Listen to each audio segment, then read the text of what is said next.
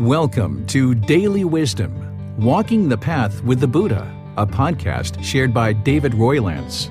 This podcast is dedicated to guiding you to completely eliminate the discontent mind and the suffering it causes by attaining enlightenment.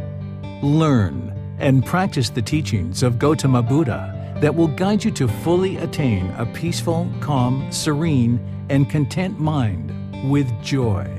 To support this podcast, visit patreon.com/support Buddha or visit buddhadailywisdom.com, where you will discover a full range of courses, retreats, and online learning resources to assist you on the path to enlightenment.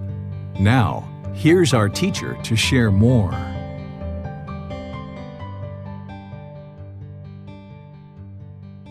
Sawadee Kap. Hello and welcome to Daily Wisdom, Walking the Path with the Buddha. Today is our Pali Canon and English study group where we study the words of the Buddha, and we're moving into a new book titled Generosity. It's been about a year and a half that we've been studying this program from volume 2 of this book series all the way until we've arrived here at volume 13, which is the last book of the book series. But even though it's the last book of the book series, it's actually really important to understand the practice of generosity. Without the practice of generosity, you'd be unable to actually get to enlightenment. And when you read the words of the Buddha and you see places where he's talking about his past lives and how he actually got to enlightenment in his last life without the help of any teachers or any guides, he attributes that to generosity. And having practiced generosity throughout multiple lifetimes, that's what ultimately led to him being able to eliminate craving, desire, attachment, because that's one of the primary practices that you use in order to eliminate craving, desire, attachment, the cause of discontentedness. So for him to be practicing generosity over countless lives, that's one of the things that allowed him and propelled him to being able to attain enlightenment on his own without any help of any teachers or guides in his last life.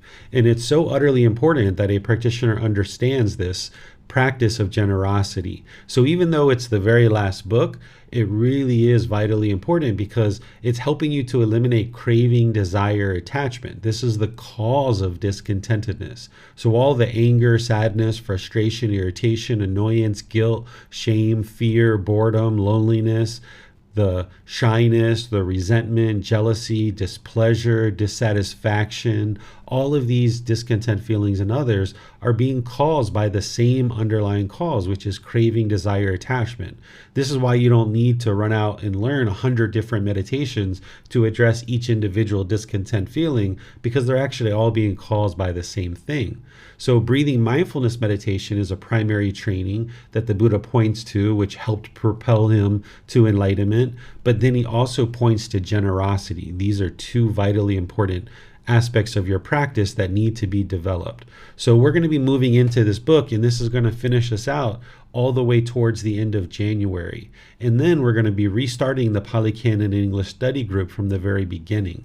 And this particular program, the way it's designed, is people can actually join at any time. It would be wonderful to start from the very beginning and learn all the way through the year and a half, but you can actually start at any point in the actual series of the year and a half, and we just restart this over so that students can continue to learn. So welcome to all of you guys, whether you've been joining all the way through or whether you've just recently been joining these classes, or you join them, as you can, essentially, because moving into this first book, you're going to be learning here at the beginning of the book through the chapters that are the words of the Buddha, helping you to understand what generosity is and why it's important and how to practice it. The way that we start our class is we do a brief little meditation just to kind of ease the mind into the meditation and into the class, and helping you to clear out anything that the mind might be holding on to, so that then that way you can learn in the class and actually retain the teachings for a longer period of time and then apply them in your daily life. So I'd like to invite all of you to join for meditation, and then after our brief meditation, we'll move into studying the chapters that we've identified for today, which is chapters 1 through 10. And if you've studied these ahead of time, that's wonderful, but if not, we're going to be studying them in class after the meditation. So go ahead and take your position, whether that's seated on the floor or in a chair. Get your lower body comfortable, your hands and arms, And then your upper body should be nice and erect. Then you're just going to close the eyes and start breathing in through the nose and out through the nose. I'm going to do some chanting to ease us into meditation, and then come back with some guidance to help you further get into meditation.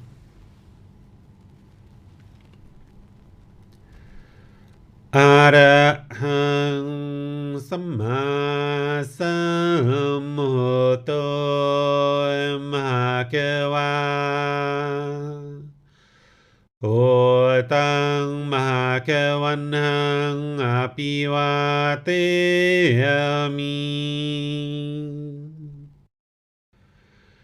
Savakato Bhagavata Tammo Dhammang Namasami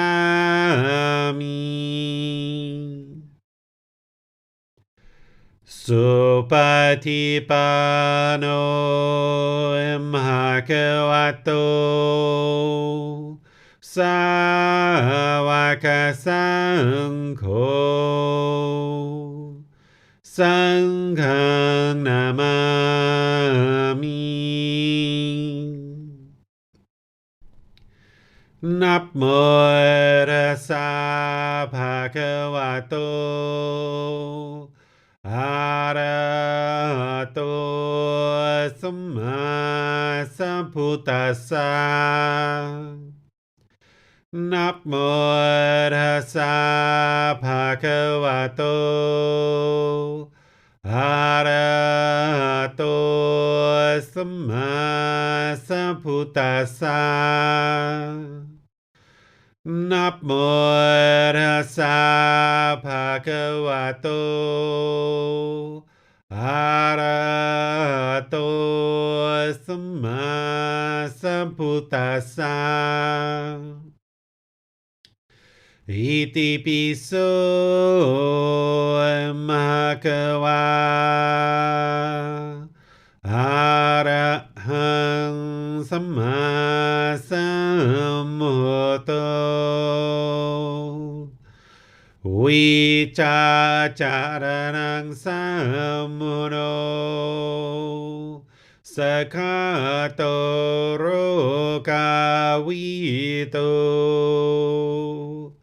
Anutero Purisa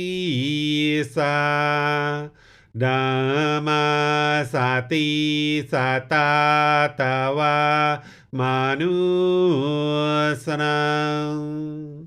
Bhutto Bhagavati.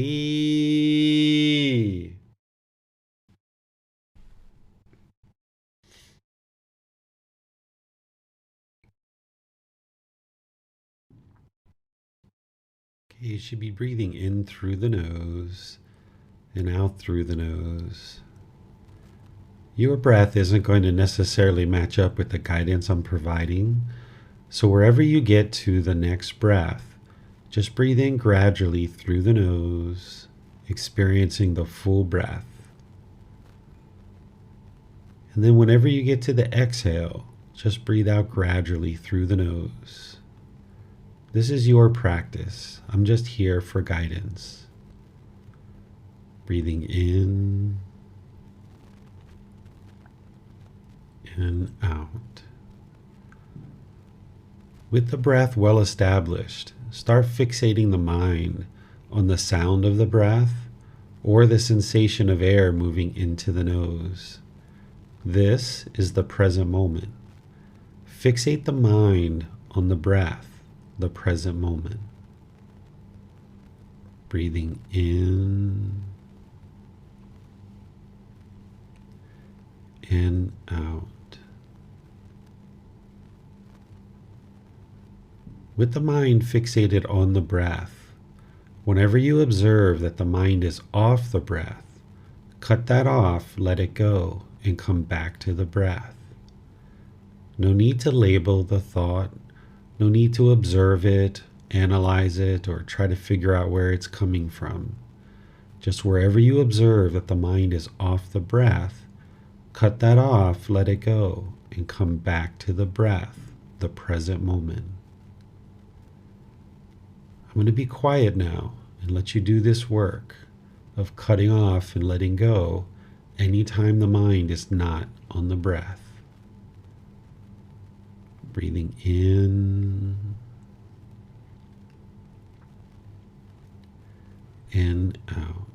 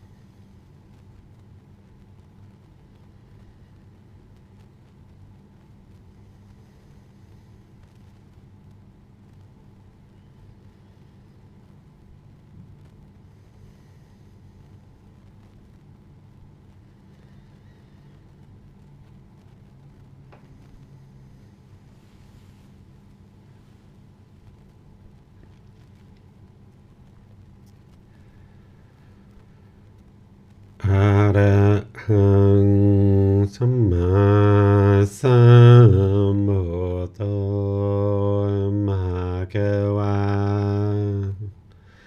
พุทธังมหาเกวันหังอภิวาเตมิ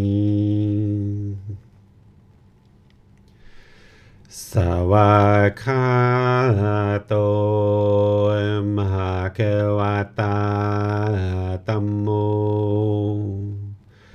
ธัมมังนามัสสามิ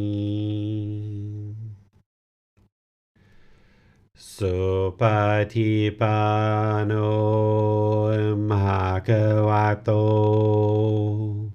สาวกสังโฆสังฆังนามามินะโมตัสสะภะคะวะโตอะระหะโตสัมมาสัมพุทธัสสะนะโมตัสสะภะคะวะโตอะระหะโตสัมมาสัมพุทธัสสะนะโมตัสสะภะคะวะโตอะระหะโตสัมมาสัมพุทธัสสะอิติปิโสมหะเกวา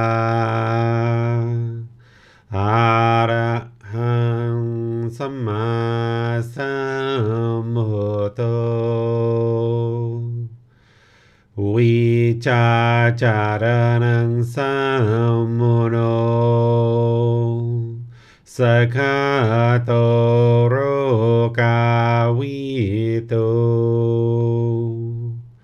อนุเตโรปุริสาธัมมาสติสัตตาตาวามนุสนังพุทโธภควาติ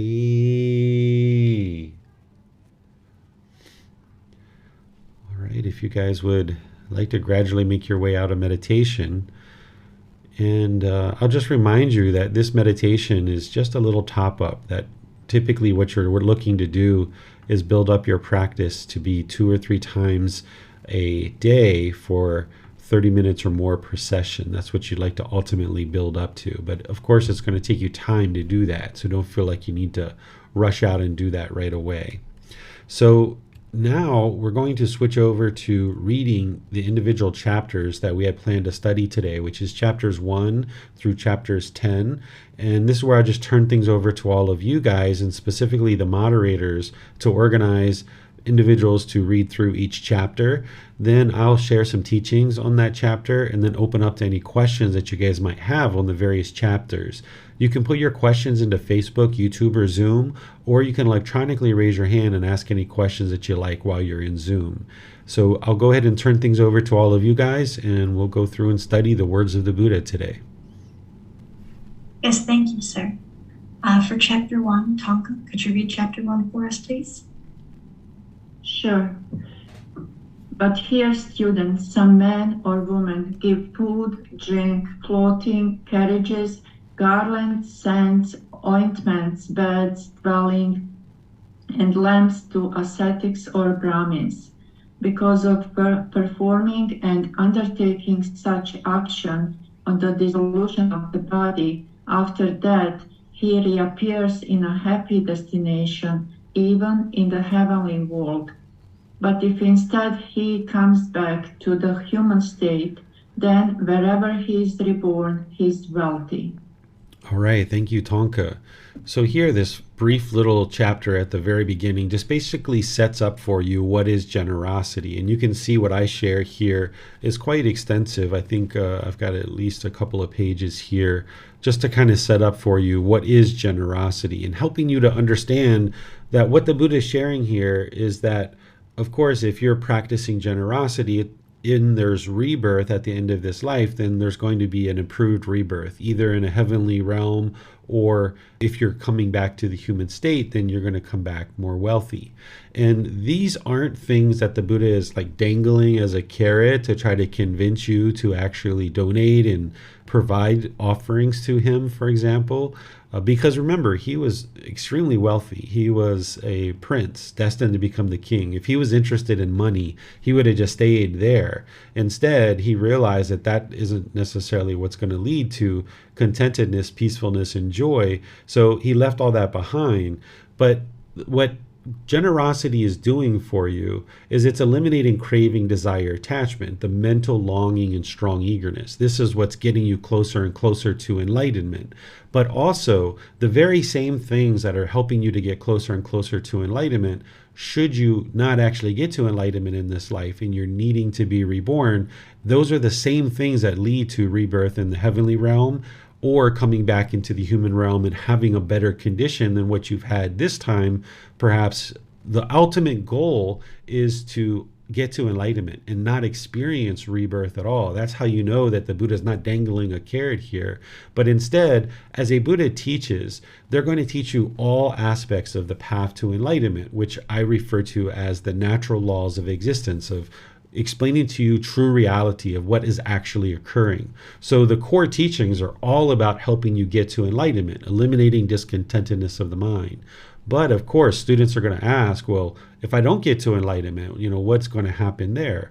Well, as you're progressing closer and closer to enlightenment, you're eliminating craving, anger, and ignorance, or the unknowing of true reality. You're also working on those individual fetters. So those are the same things that are going to get you to enlightenment. And should you not get to enlightenment for any reason, having less of those things in the mind, those pollutions of mind, that's also what would lead to an improved rebirth, either in the heavenly realm or in the human state, coming back and being more wealthy, for example, here. So ultimately, your goal should be to get to enlightenment, and practicing generosity is what's going to do that. But if you fall short, you can see here what the results are of actually practicing generosity.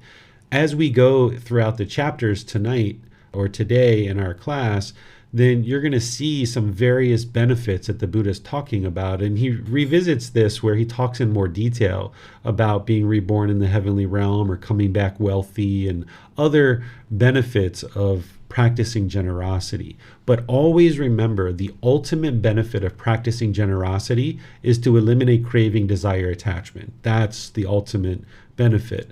And as you're making offerings, and you're going to learn in this book, the Buddha gives you guidance on how to make offerings in terms of, having a calm mind, having a confident mind, having a joyful mind, things like this. He's going to give you guidance as we go throughout this book. But keep in mind that as he's talking about rebirth in the heavenly realm or being wealthy and other benefits that you're going to see, the ultimate goal is to get rid of craving, desire, attachment, because by eliminating those, you eliminate discontentedness. And by doing that, there is no rebirth, because craving is the fuel that causes rebirth. So you're kind of like a 2-for-1 special here. If you like 2-for-1 specials when you go shopping, by getting rid of craving, desire, attachment, not only do you get to enlightenment and there's no longer any discontentedness in the mind, but you also never experience rebirth either. So you get two benefits, because the same thing that's causing discontentedness is the same thing that's causing rebirth. Because with that mental longing and strong eagerness, the mind's chasing after the objects of its affection, it's still holding on. So it's holding on to certain things in this world, maybe wealth, maybe possessions, maybe relationships, all the different cravings the mind's holding on to. So that's why it's coming back into the world in one of these 5 realms of existence. But when you let those things go and you practice the middle way, this is why the mind becomes peaceful and joyful. And it's also why there's no longer rebirth in the cycle of rebirth, because there's nothing that the mind is holding on to that is going to bring you back into the world. So that's why when you let go of craving, desire, attachment, not only are you getting free of discontentedness and those strong feelings, but you're getting free of this whole cycle of rebirth. So I'll just turn things over to you guys for any questions that you might have on this particular chapter. Feel free to put those into Facebook, YouTube, or Zoom, or raise your hand in Zoom and let me know what questions you guys have. It does not appear that there are any questions at this time, sir. Okay, so let's move on to chapter 2. Yes, sir. Chrissy, ma'am, could you read chapter 2 for us, please? Yes, thank you, Miranda. What is accomplished in generosity? And what is accomplished in generosity? Here, a noble disciple resides at home with a mind free from the stain of selfishness, freely generous, open-handed, joyful in letting go, devoted to charity, joyful in giving and sharing.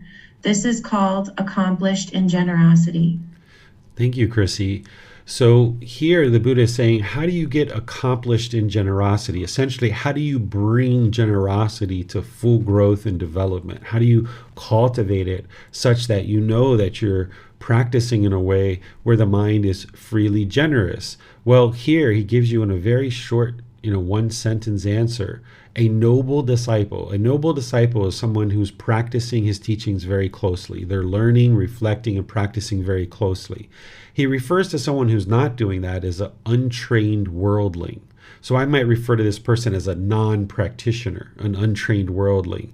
And I might refer to a noble disciple as a practitioner who's on the path to enlightenment, who's actively on the path, studying with the words of the Buddha, working together with a teacher, ensuring that they're actively developing their meditation practice and all the other factors of the Eightfold Path, and doing that in a consistent and deliberate way. That's what a noble disciple is. Someone who's essentially taking their journey to enlightenment to heart. They're really active in this practice. So a noble disciple resides at home with a mind free from the stain of selfishness, right? Because when the mind's got this craving, desire, attachment, there's going to be a certain amount of selfishness. And the Buddha refers to this as a stain because the pollution of mind, of craving, anger, and ignorance, it's like a stain. And then this selfishness is a stain. It's essentially inhibiting you from being able to experience this radiance and this brightness of the enlightened mind.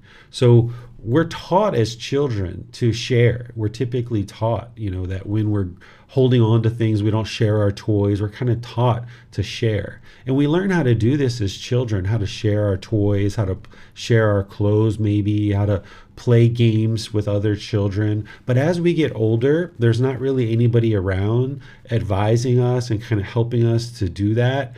And we don't necessarily understand as a child why we're being taught to do that. Well, the reason why is because when you have this stain of selfishness, then the mind has this craving, desire, attachment, and people don't like to be around selfish individuals. Like not that you're expecting people to give you anything, but if somebody's very selfish and very stingy and holding on to things very tightly, you can feel that when you're around them, and you probably, don't appreciate that. You probably don't feel comfortable necessarily around that individual. As you get closer and closer to enlightenment, you'll feel comfortable no matter what, even if somebody's stingy. But that just kind of gives you an idea that if you're stingy or you have this stain of selfishness, it's most likely uncomfortable for other people because they can feel that. So what the Buddha is explaining here is to be freely generous, open-handed, joyful in letting go, taking joy in practicing generosity, being devoted to charity, joyful in giving and sharing. This is how you know you're accomplished in generosity. Now, later in this book, he talks about various aspects of generosity, and he talks about, essentially practicing it in the middle way. Because if you had craving to practice generosity and you were just give your time, your effort, your energy, and your resources in all these different directions to all these different individuals, that's going to potentially leave you depleted. But also, if you weren't ever practicing generosity and you were kind of dull and lethargic and kind of indifferent about doing this, that's not going to lead to beneficial results either. So it's important to practice this in the middle way where you're giving and sharing, having joy in doing that, and then finding ways to do that. Like even me at this stage in my life, I don't really have any money like I did at one time. At one time, I had lots of money. I had very little time. So I used to give a lot of money to charity because I had a lot of money and I didn't have much time. Now I have a whole lot of time, so I give my time. But I even give things like I go to the blood bank, to the American Red Cross here in Chiang Mai, and I donate blood. This is a way to practice generosity because you're freely giving more than is strictly required. Your time, your effort, your energy, and your resources. When you're walking into a store and you're opening the door for yourself, if you just walk through the door, okay, that's what you do. But if you notice somebody behind you and you hold the door for them, that's generosity as well, because you're giving your time, effort, energy, and resources more than is strictly required.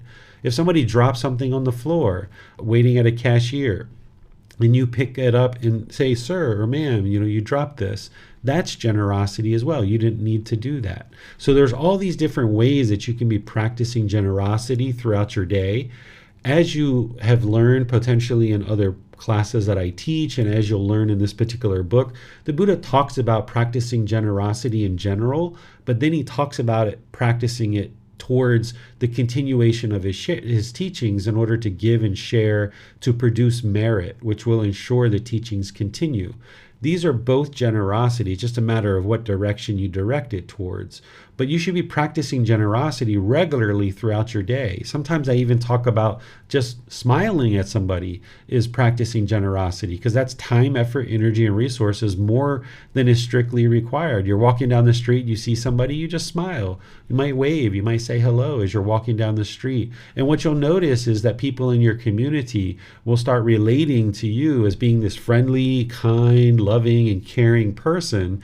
And the more that you're that way with others, people will tend to be that way with you. So if you're interested in creating a more peaceful and loving society where we can be kind and gentle and compassionate with each other, if you kind of start that in your own practice and putting out this generosity through all the different ways that you can give and share, you'll see that that will be impactful. And the Buddha is going to talk about some of the benefits of this here. But just understand that you would need to practice generosity from the middle way, right? If I'm on crutches and I've got a broken leg, I'm not going to be able to hold the door for people coming in behind me. That's not something that I'm able to do. But maybe at other times I am able to do that. So you're always looking to practice the middle way. And you should feel that you're willing to share essentially anything, right? Like if you have food, you'd be willing to share it with somebody. If you have funds or money, you'd be willing to share it. Or if you have a home, you might be willing to share it. But then you need to have discernment. You need to have wise decision making along with this generosity, right? You can't just go out and feed the whole world of homeless people, because there's homeless people in a lot of different places in the world. You would go broke feeding everybody. And you can't just open up your home to anybody who could come in and have a sleep, right? This isn't discernment. You need to make sure you're having discernment as you're practicing generosity. And this is where you can bring your practice of generosity into the middle, ensuring that you're doing it on a consistent, ongoing basis, but then doing that with wise decision making or discernment. What questions do you guys have here? Does not appear there are any questions at this time, sir. Okay, so now we'll move into the purpose of giving with chapter 3. Yes, sir. Chapter 3, a directly visible fruit of giving related to future lives. Is it possible, Venerable Sir, to point out a directly visible fruit of giving? It is, Siha. 1. A donor, Siha, a generous giver, is dear and agreeable to many people. This is a directly visible fruit of giving. 2. Again, wholesome persons go in large numbers to a donor, a generous giver. This too is a directly visible fruit of giving. 3. Again, a donor, a generous giver, acquires a wholesome reputation. This too is a directly visible fruit of giving. 4. Again, whatever assembly a donor, a generous giver, approaches, whether of Khatyas, Brahmins, householders, or ascetics, he approaches it confidently and composed. This too is a directly visible fruit of giving. 5. Again, with the breakup of the body after death, a donor, a generous giver, is reborn in a good destination in a heavenly world. This is a fruit of giving related to future lives. All right. Thank you, Miranda. So here, the fruit of giving is referring to the benefits. What are the benefits that you're experiencing as a result of giving? Now, in order to practice pure generosity, you need to be willing to practice the giving and sharing of more than is strictly required of your time, effort, energy, and resources without any expectations of anything in return. That's pure generosity. If you're giving a gift and it's got strings attached or expectations of something you want back from this person, or you want these things that the Buddha is describing, that's not actually pure generosity. So what the Buddha is doing is he's just explaining to you what are going to be the results of your generosity so that you understand that and you can see that. But you shouldn't essentially be trying to accomplish these things through your generosity. Your generosity should just be pure generosity, no strings attached, no expectations, nothing that you want from the individual, just as a way of practicing that freely giving, open-handed, the way that the Buddha talked about. But in order to cultivate wisdom, to understand why you're practicing generosity and what's kind of transpiring as a result of this natural law of karma, the Buddha is explaining to you the natural law of karma here. He does that all throughout his teachings. He's explaining to you the natural law of karma. And here he's essentially explaining to you, well, if you give and you have this free giving of generosity and giving your time, effort, energy, and resources without any strings attached and no expectations, because of you being willing to do that and practicing generosity, here are the things that are going to transpire as a result of your action. This is going to be the result. So he's explaining the karma, or the results of your decisions. So he's saying a donor, a person who's generously giving, is going to be dear and agreeable to many people. Right? You probably have seen this as you show up to a party or a family event or something and you bring some gift for other people to share, or some kind of food or dish to share. Or if you take your friends out to dinner or something like this, you see that, people tend to really appreciate that. And that's what the Buddha is saying here, is that you're going to be dear and agreeable to many. Then he talks about wholesome persons go in large numbers to the donor, a generous giver. So people who are into wholesome things are going to see your wholesome qualities of being generous and giving. And what the Buddha is saying is wholesome people are going to come closer to you. And he talks in other parts of his teachings about how one of the primary aspects of practicing this path is to cultivate wholesome relationships around you. If you had unwholesome people who are into killing, stealing, sexual misconduct, lying, substances that cause heedlessness, and other unwholesomeness as part of this path, then it's going to be a real struggle for you to get to enlightenment, because your mind is going to be influenced by this unwholesomeness around you. So the Buddha talks in other parts of his teachings about cultivating relationships with wholesome persons, and not in a judgmental way, not looking at someone and like, oh, they're unwholesome, I can't associate with them. Not like that, but more with discernment and wise decision making. And you see somebody who's regularly lying or stealing, for example, and you just know that, okay, I'm going to choose not to be around this. I wish that person well. I don't wish them any harm. Don't look down on them or think you're above them or below them, but just in your mind, just know that, okay, if I'm around that, it's really unwise. So what you're doing as part of this path is cultivating wholesome relationships around you, but you're still doing the inner work to eliminate craving, anger, and ignorance. If you were just collecting wholesome people around you and you weren't doing the work, you're still not going to get to enlightenment. So you still need to do that work to eliminate the pollution of mind. And as you're doing that, your mind's going to be functioning through more and more wholesomeness, making wise decisions about all aspects of your life. And one of the aspects of your life is to cultivate relationships with people who are into wholesome things. And this is why oftentimes a community like this that we have, people tend to become quite close friends without attachment, but they become close friends because a lot of places in the world, people are into a lot of unwholesome things. So people who are into wholesome things are people that you meet at retreats or in online communities like this, or different classes and courses that might be taught about these teachings. You'll meet people who are into doing that inner work and cultivating their mind, developing their life. But the Buddha is also sharing here that as you practice generosity, wholesome people are going to essentially be attracted to you. But there can also be the potential that unwholesome people are attracted to your, generous offerings and generous giving as well. So that's where your discernment comes in. That if you see that people are regularly accumulating around you that have a lot of unwholesome qualities, and you're knowing that that's unwise for you to associate with that, you might choose to maybe not associate with that and move towards people who are more wholesome. So the Buddha is saying essentially that it'll be easier for you to cultivate this group of people around you, your friends, family, other people that are wholesome, through being generous and giving.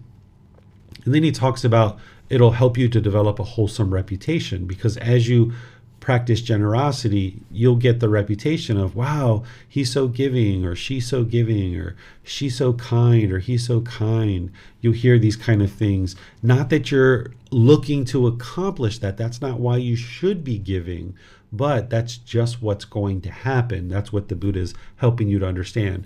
If you had the desire, the craving to get a wholesome reputation, and that's the reason why you're choosing to give, that's a decision based out of craving. So it's actually not going to happen for you. That gift, that generosity, is not going to produce the qualities of mind that you need to improve the quality of the mind and get to enlightenment.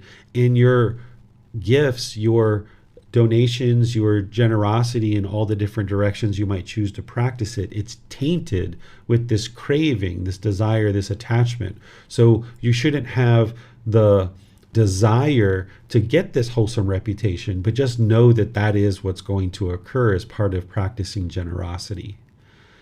The Buddha talks here in number 4 about how essentially you'll have this confidence as you approach various groups of individuals in various communities. This group of people that he's referring to as Khatiyas, this is a group of people that existed during his lifetime. They essentially had an area, kind of a region. They're kind of an ethnic group. And the Buddha actually admired these people in his teachings, and he talks about how they actually are practicing really good qualities of life. And they were very prosperous. They were very joyful, very peaceful in their community. They were living life very well. They were doing that long before the Buddha was around. It was just that these people, these natural laws of existence, people can learn these in different ways, and they can cultivate that wisdom in their community. I don't necessarily know that there was any enlightened beings in that community, but the Buddha talks about them at different times in his life during his teaching and his discourses about how they're practicing certain aspects of the path to enlightenment very, very well, even without having necessarily learned his teachings. So these are essentially like really wholesome people who are into really wholesome things. Brahmin are essentially priests of that time, right? And then there's household practitioners who are learning the teachings of the Buddha.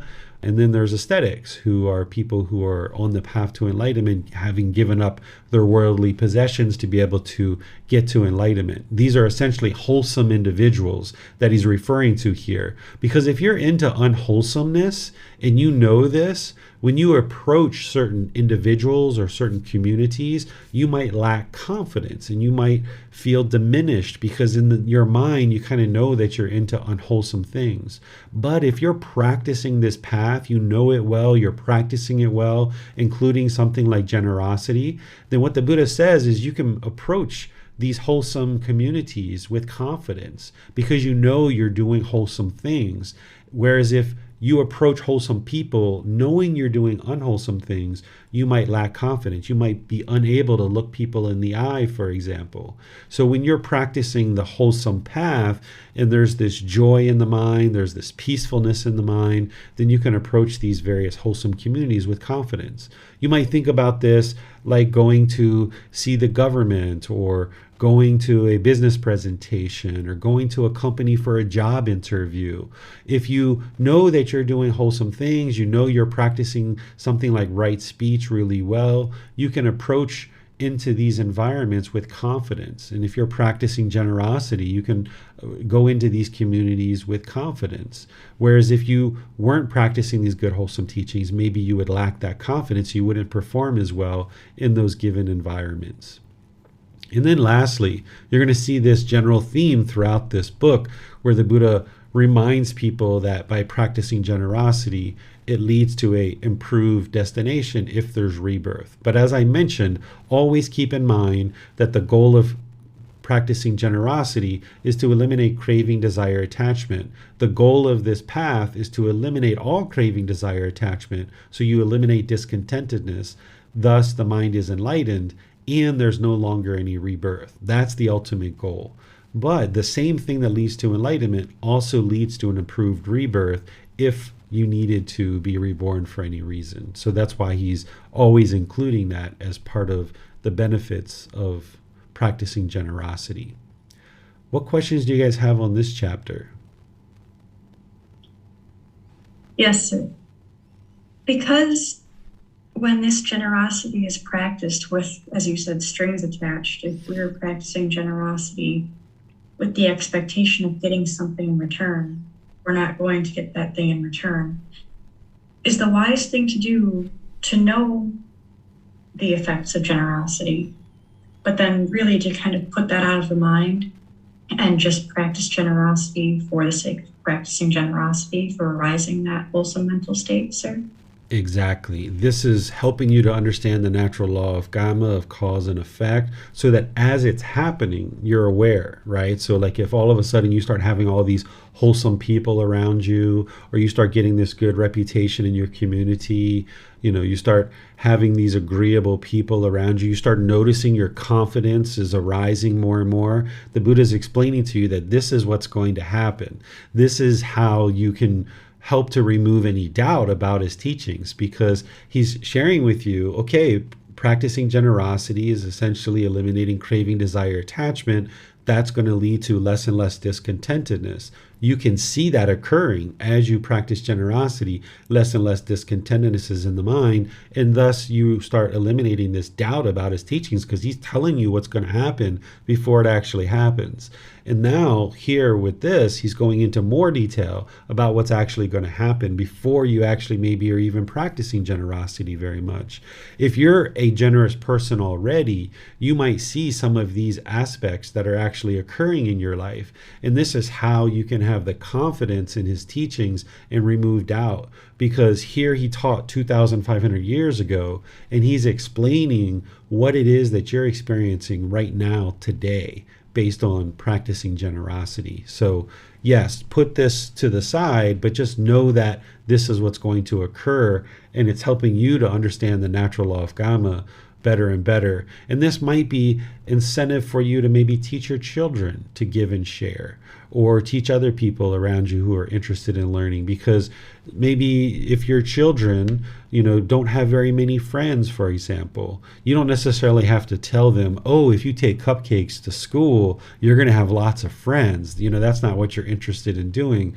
But maybe you just help them along because you see that they're having difficulties making friends at school. And because this is the benefit, maybe you send them to school every once in a while with some cupcakes or with some candy or with some gifts or things like that. Or you take them to the Salvation Army and you help them to give gifts to the Salvation Army or the Goodwill. Or you go down to a homeless shelter and you practice giving your time, effort, and energy and resources to a homeless shelter and things like this. And this will help your children and you to cultivate this mind of generosity, and you'll see these benefits. So where you see people that are struggling with certain aspects of their life, generosity might be something that you see that they're not practicing very well, and that's why they're struggling to maybe have wholesome friends, for example.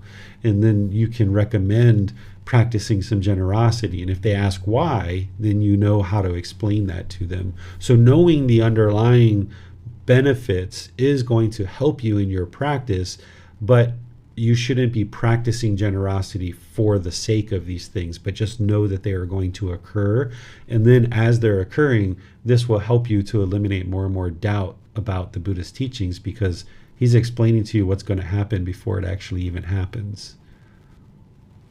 Yes, thank you, sir. You're welcome. It appears there are no other questions at this time. Okay, so let's go to chapter 4. Yes, sir. Tonka, ma'am, can you please read chapter 4 for us? Yes, thank you, Miranda. Chapter 4, 5 benefits of giving. Monks, there are these 5 benefits of giving, both 5. 1. One is dear and agreeable to many people. 2. Wholesome persons go in large numbers to one. 3. One acquires a wholesome reputation. 4. One is not deficient in the householder's duties. 5. With the breakup of the body after death, one is reborn in a good destination, in a heavenly world. These are the 5 benefits of giving. By giving, one becomes dear, one follows the duty of the wholesome. The wholesome, mentally disciplined monks always go in large numbers to one. They teach one the teachings that dispels all discontentedness, having understood which the taintless one here attains Nibbana, enlightenment. Okay, thank you, Tonka. So there's just a couple things here that are different than the previous discourse.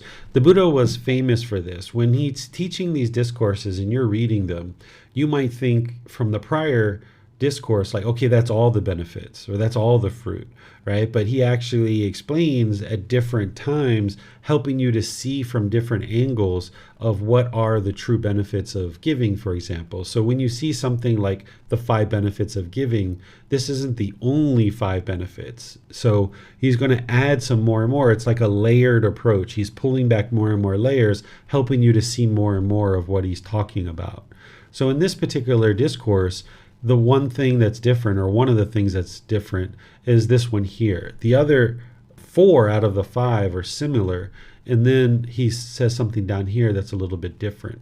But here he's talking about one is not deficient in householders' duties. So in terms of a community who's interested in learning and practicing the teachings of the Buddha and developing these teachings in your community, there would need to be various people who are willing to support the aesthetic practitioners, the ordained practitioners and teachers, people like me. The reason why I'm able to share these teachings with all the different people around the world is because there's people who's willing to support what I'm doing in terms of allowing me to purchase Zoom and purchase live streaming supplies and lights and microphones and computers and things like this.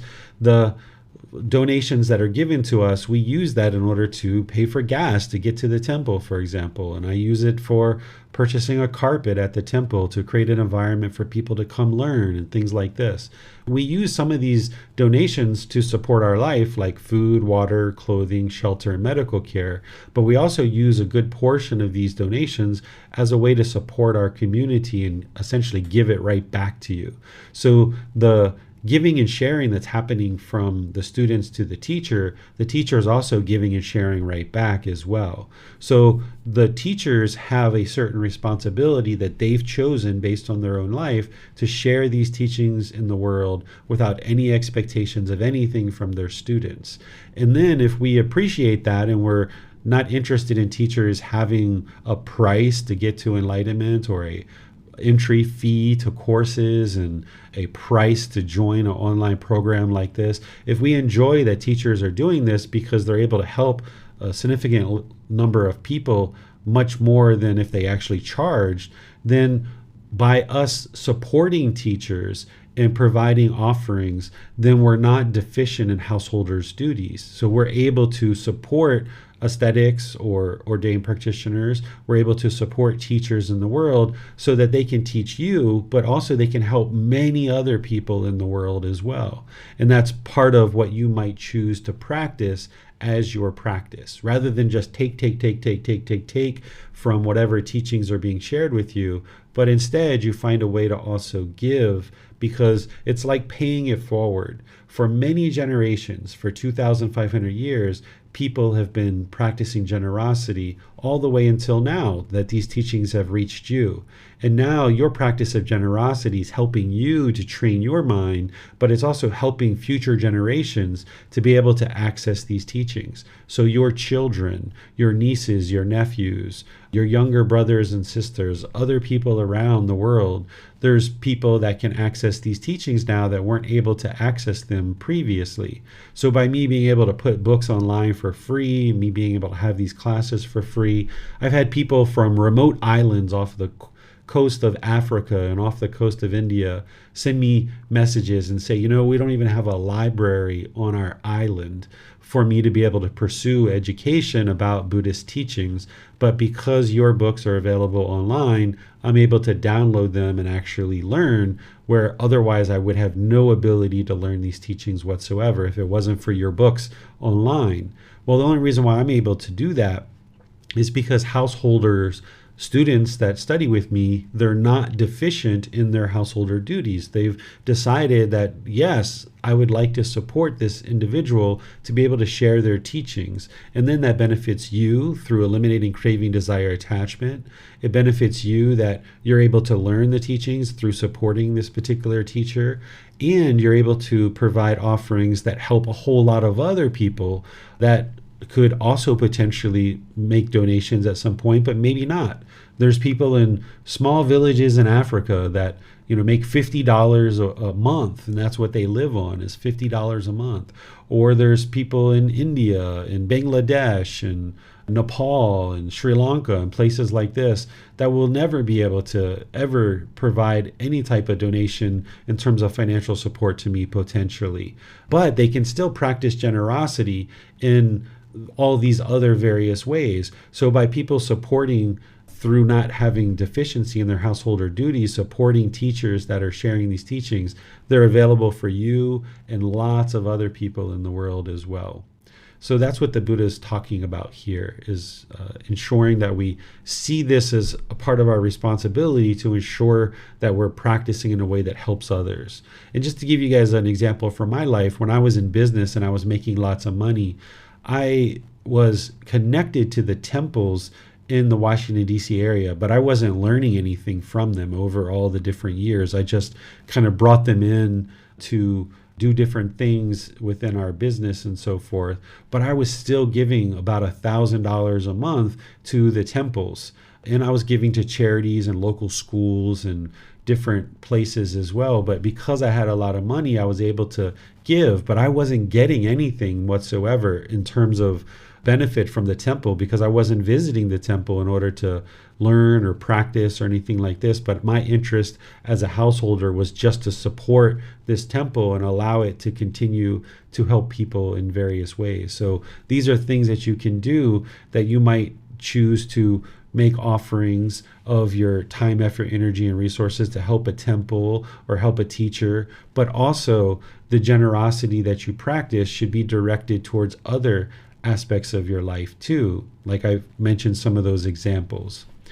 Then the Buddha talks down here about how essentially teachers, ordained practitioners, go in large numbers to one who is practicing generosity to produce merit, because during his lifetime they weren't able to, and still today they're not able to cultivate their food, they're not able to make their food, they're not able to essentially provide any of their own basic necessities for life. Their food, their water, their clothing, their shelter, their medical care, all needs to come from the household practitioners. So in order for ordained practitioners to exist, this is what they need. And then what the Buddha is saying is, okay, you're going to essentially have ordained practitioners around you if you practice generosity. And what that leads to is being able to learn the teachings so that you can eliminate discontentedness. By learning and practicing the teachings, then you can train your mind to eliminate craving, anger, and ignorance, along with the 10 fetters. And that's what the Buddha is talking about here, having understood which the taintless one. Taintless means without pollution of mind. because a taint is pollution. So taintless is without pollution. And then he's saying, okay, if you essentially are practicing generosity, you're going to have ordained practitioners, teachers that are around you. You're going to be able to learn these teachings. You're going to be able to understand what it takes to be able to eliminate pollution of mind. And then through that practice, it's going to help you to attain enlightenment. So even though you know that this is one of the benefits, as we've been talking, just set that aside and just look to practice generosity without any strings attached. That you might decide to practice generosity without anything whatsoever that you want out of giving this gift. Instead, you're just giving just for the sake of giving. What questions do you guys have on this chapter? It does not appear we have any questions at this time, sir. Okay, so let's go to chapter 5. Yes, sir. Chrissy, ma'am, could you read chapter 5 for us, please? Yes, thank you, Miranda. A donor who gives food gives life, beauty, peacefulness, and strength. Monks, when a donor gives food, he gives the recipients 4 things. What for? He gives life, beauty, peacefulness, and strength. 1. Having given life, he takes part in life, whether heavenly or human. 2. Having given beauty, he takes part in beauty, whether heavenly or human. 3. Having given peacefulness, he takes part in peacefulness, whether heavenly or human. 4. Having given strength, he takes part in strength, whether heavenly or human. Monks, a noble disciple who gives food gives the recipients these 4 things. 1 who respectfully gives timely food to those mentally disciplined, ones who eat what others give, provides them with 4 things: life, beauty, peacefulness, and strength. The man who gives life and beauty, who gives peacefulness and strength, will obtain long life and fame wherever he is reborn. Monks, a donor who gives food gives the recipients 5 things. What 5? He gives life, beauty, peacefulness, strength, and discernment. 1. Having given life, he takes part in life, whether heavenly or human. 2. Having given beauty, he takes part in beauty, whether heavenly or human. 3. Having given peacefulness, he takes part in peacefulness, whether heavenly or human. 4. Having given strength, he takes part in strength, whether heavenly or human. 5. Having given discernment, one takes part in discernment, whether heavenly or human. A donor who gives food gives the recipients these 5 things. The wise one is a giver of life, strength, beauty, and discernment. The intelligent one is a donor of peacefulness and in turn acquires peacefulness. Having given life, strength, beauty, peacefulness, and discernment, one is long-lived and famous wherever he is reborn. All right. Thank you, Chrissy. So here, the Buddha is talking about by giving food, which is one of the offerings that you can give to individuals, whether it's a ordained practitioner, a teacher, or even your family or friends or people that are around you. Specifically, the Buddha here is talking about giving food to individual teachers or ordained practitioners. He's saying down here at the very bottom, I'll show you guys this, where he says, one who respectfully gives timely food to those mentally disciplined ones. That's what he's talking about. People who are essentially training their minds towards enlightenment. In other teachings in this book, you'll see that he gives 8 individuals that he says, okay, it's very wise to give gifts to these 8 individuals. He talks about any of the 4 stages of enlightenment, if somebody's established in either the first, second, third, or fourth stage of enlightenment, it would be very wise to give gifts to those individuals. And then he talks about people who are practicing to get into the first, the second, third, or fourth stage of enlightenment. Because by you practicing where you're giving offerings to the mentally disciplined ones, the ones who are in one of these four stages of enlightenment or practicing to get into one of the four stages of enlightenment, you would have to have a certain amount of wisdom to be able to discern that, whether they were in one of those four stages of enlightenment or not. And if you're making offerings to people in those four stages of enlightenment, you're coming in contact with them to be able to learn the teachings and grow, and then essentially get further on the path for you. It's not that there's any mystical, magical thing that if you gave an offering to an arahant, an enlightened being, for example, there's not any mystical, magical thing like, wow, okay, you're immediately going to get to heaven, or you're immediately going to get a long life, or anything like this. But instead, you're coming in contact with people who deeply understand these teachings, and by you making them offerings, you're probably going to sit there with them while they eat and maybe talk to them and ask them questions, or after they eat, you might ask them questions and try to understand the teachings better. That's what's actually leading to this, because these benefits that the Buddha is talking about is that you're giving life, so therefore you take part in life, meaning that you're going to essentially have a longer and longer life. The reason why is because you're learning teachings from these individuals. You're cleaning up your unwholesome decisions. By making wise decisions, is leading to wholesome outcomes. So you'll find that by learning and practicing these teachings, cultivating the mind, that you'll have a longer lifespan. And likewise, you'll have more beauty. We were talking about this before class, about how as somebody trains their mind and brings it more and more into the middle, that there's this radiance, this brightness of your complexion that tends to occur. You can look at pictures of people that are practicing these teachings closely today, and oftentimes their complexion and their beauty is more than 8 or 10 years ago. Perhaps they look younger perhaps than 8 or 10 years ago, because they're now training their mind, they're making wise decisions, their mind's now functioning optimally, so the body is going to be functioning more optimally, so you get a clearer complexion, more brightness, more radiance in the face.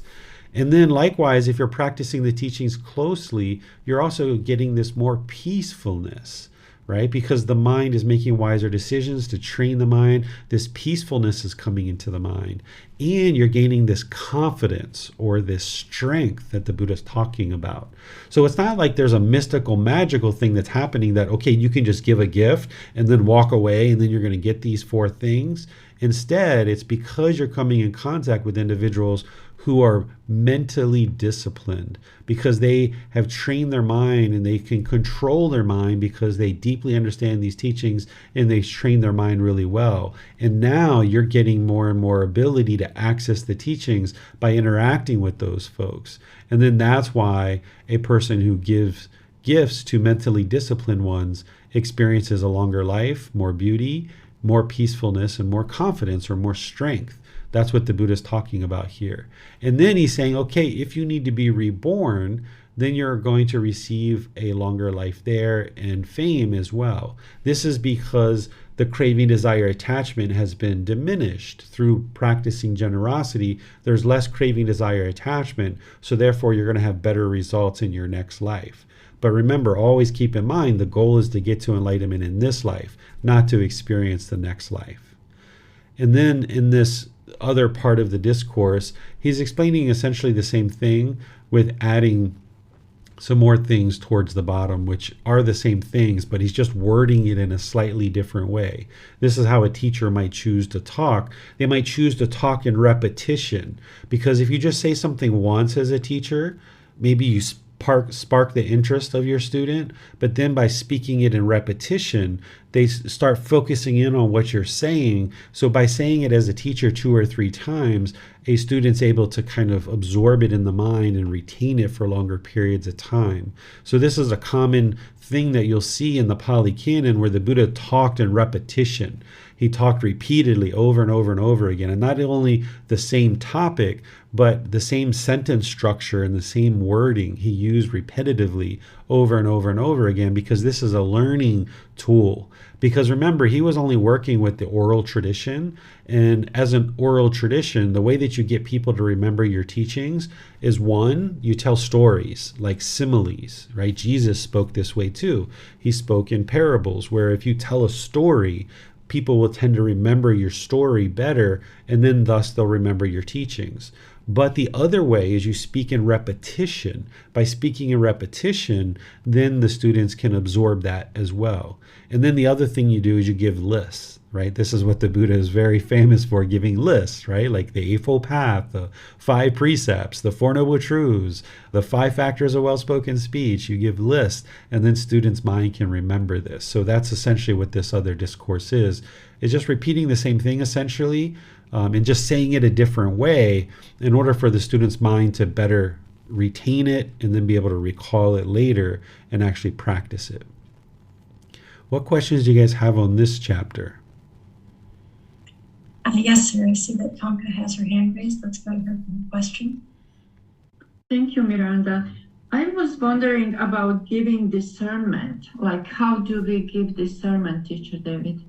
Essentially, what you're doing is, by somebody being taken care of with food, now they can make wise decisions. Whereas if you're hungry, you're lacking the ability to have food, which is what the Buddha is talking about here, you're not able to make wise decisions when you're hungry, for example. Your mind is maybe worried about eating and where you're going to get your next meal from. So discernment is wise decision making. An individual would have to have wisdom on board in order to make wise decisions. But if they're overly hungry and they're lacking the substance that they need to sustain their life, then they're not going to be able to make wise decisions. So that's how you're giving discernment, is that you're helping them to have the nutrition they need on board, to now the body is satisfied, so now they can go into the mind and make wise decisions. I see.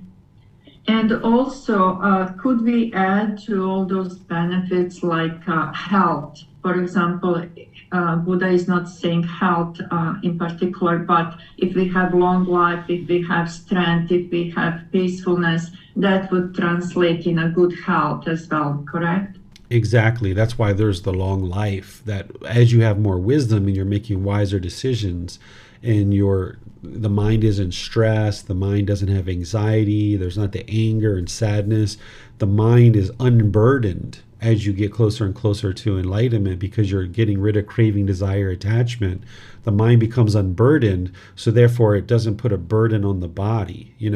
If you have a lot of stress and anxiety in the mind, this is going to put burden on the heart, the lungs, and other organs, and your lifespan is going to be shortened. So by you learning these teachings and thus practicing generosity in order to come in contact with people where you can learn these teachings, you're eliminating discontentedness, because you're eliminating craving, desire, attachment through practicing generosity. But by having less discontentedness in the mind, it's less impactful to the body. So now you actually have a better, longer lasting life. Okay. Thank you, Teacher David. You're welcome.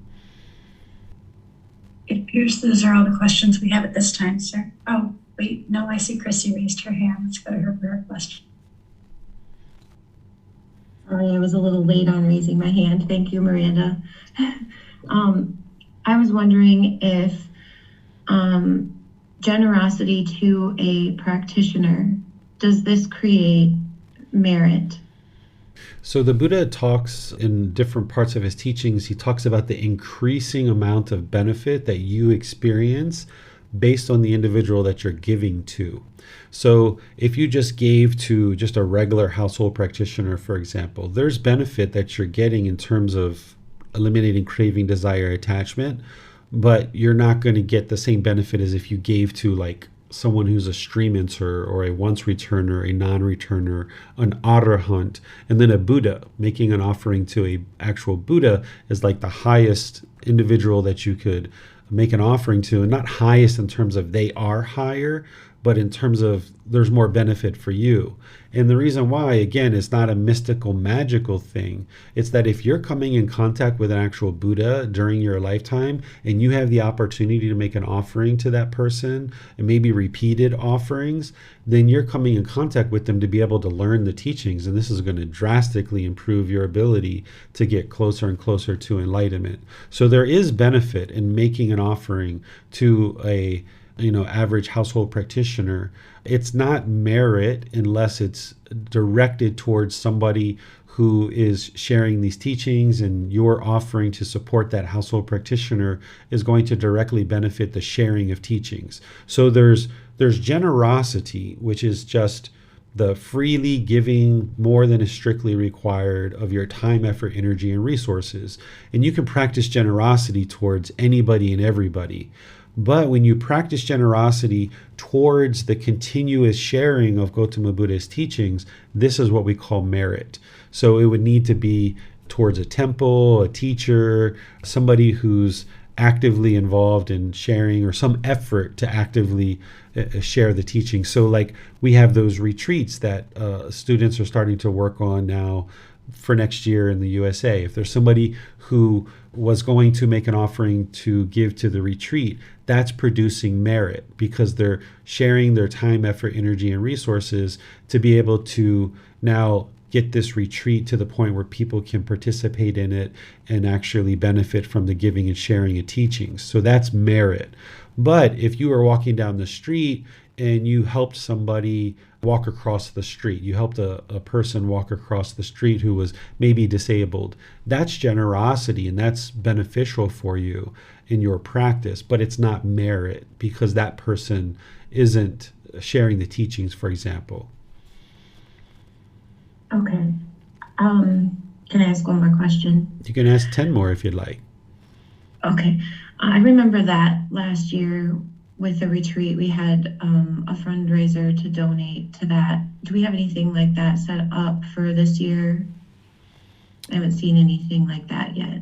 Yes, Miranda and Aaron set this up as part of the retreat. They're just starting to kind of, they went through a whole lot of work to set up the retreats online, and now they're starting to communicate it out to people. So I'm sure you could access it from our website, buddhadailywisdom.com, and you go to classes, courses, retreats, and then from there you scroll down, you'll see the retreats. And if you click on that, it'll take you to the details of the retreat. And as part of the details of the retreat, there's a way to donate to the retreat if you would like to do that. Okay, thank you, sir. And then one more thing. We've spoke about this in the past, and I'm not sure if I remember the answer, but if there is a craving for generosity, like a craving to be generous, then that kind of eliminates the benefits, right? Like if you're craving to be generous and to donate, but still trying to practice the middle way with discernment, does that then eliminate the benefits of generosity? It doesn't eliminate the benefits, but because there's two ways to eliminate craving, desire, attachment. Because that's the real goal of what you're doing on this path, in addition to everything else, is eliminating craving, desire, attachment. You can cut off craving, desire, attachment. Like if you had a craving to snort cocaine, for example, you know that that's unwholesome and you need to cut that off and let it go because it's not going to lead to anywhere beneficial. There's no medical benefits to snorting cocaine, for example. So you would be interested to cut that off and let it go and not allow the mind to make the decision to do that. But certain craving, desire, attachments, one of the ways to eliminate it is, yes, you can cut it off and let it go, but you can also fulfill it. And that's one of the ways to actually let it go. So if I had a craving, desire, attachment to visit the Philippines, and I've always wanted to go to the Philippines, I can cut that off and let it go and train the mind to do that. Or the other option is just go to the Philippines, take a vacation, look around, see things, and then you kind of cross it off and like, all right, been there, done that, that craving's done. So if there's a craving for generosity and a craving to give and share, you would like to restrain that and practice generosity in the middle way. And sometimes one of the ways to do that is to practice generosity with your time, your effort, your energy, and your resources, and see that you are doing that so that you get to a point where you're comfortable with the level of generosity that you're practicing. So it's not that you're not getting any benefits at all.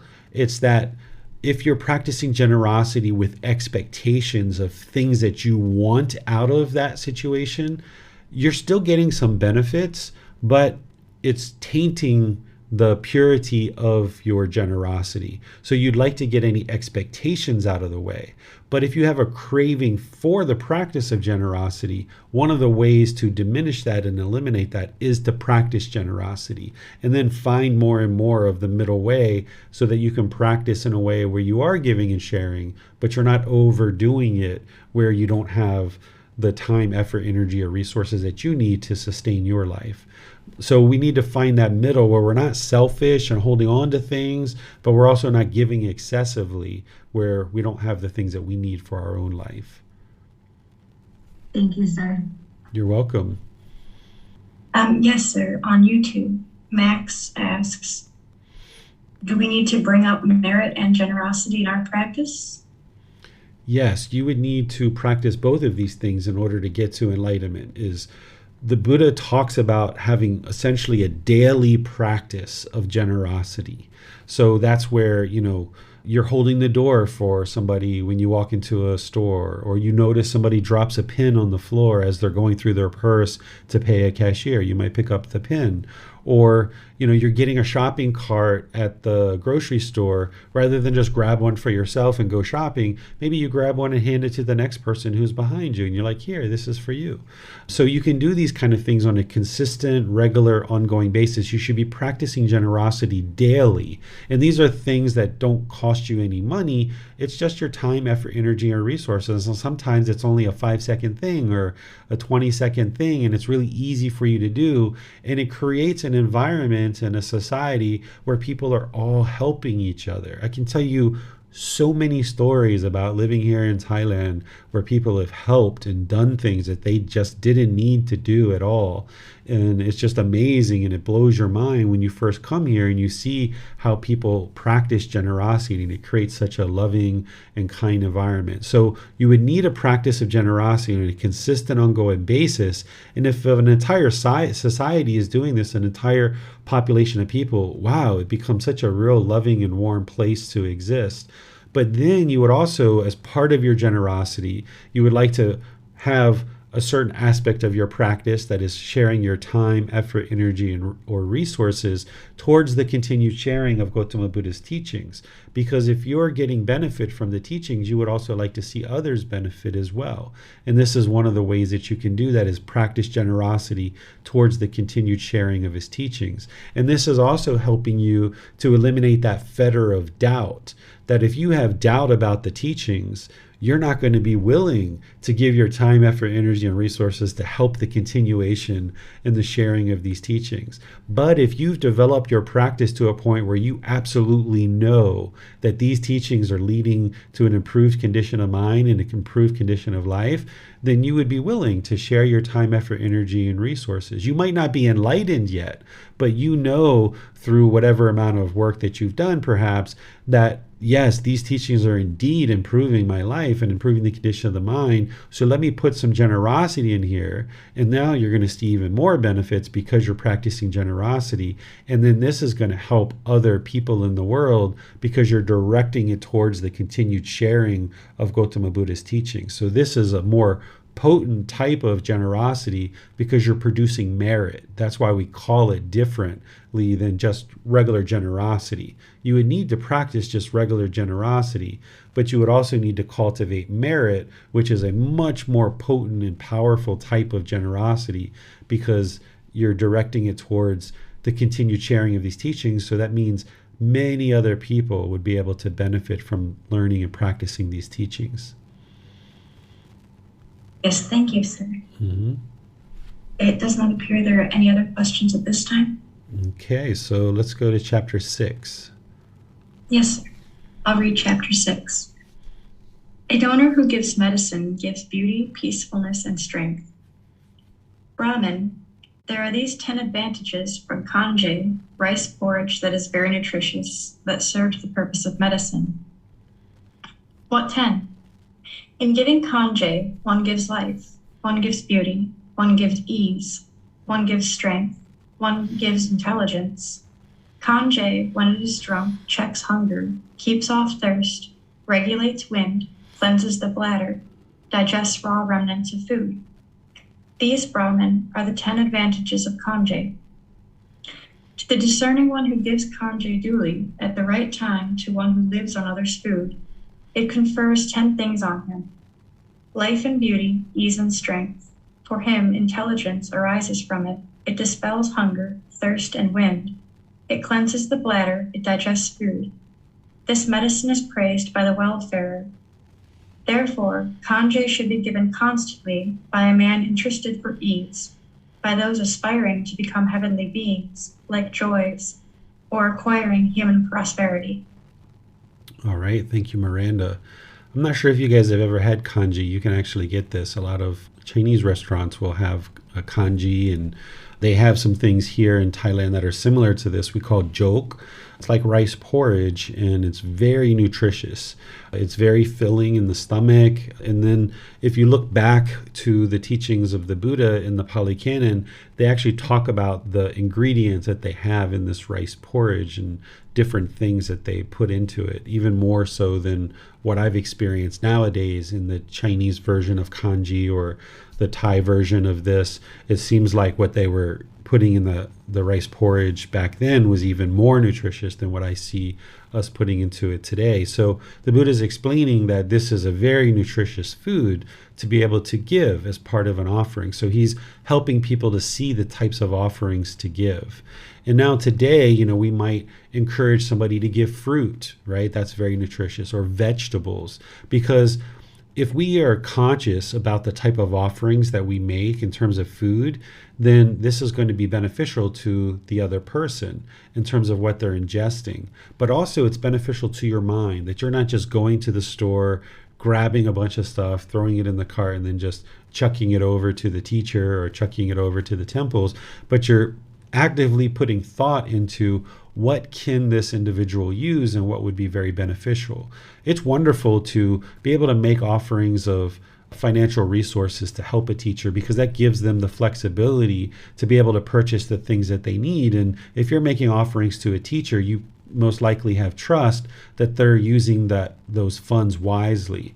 But it also takes a lot more effort from a student to go out to the store and purchase things that a teacher might need. For example, you would need to kind of understand the teacher.